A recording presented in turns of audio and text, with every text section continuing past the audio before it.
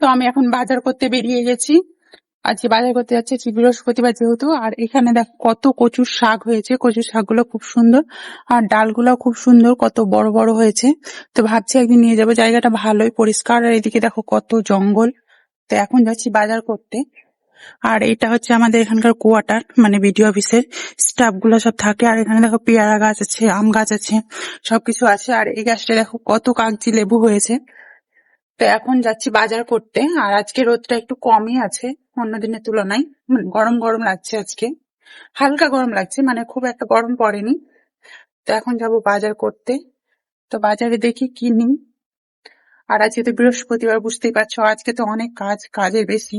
আর এই গাছটায় দেখো আমগুলো সব পেকে পেকে গেছে, পড়ে থাকে। তবে আজ আমি এখন পর্যন্ত একটাও পাইনি, তবে শুনেছি মানে পড়ে থাকে এখানে।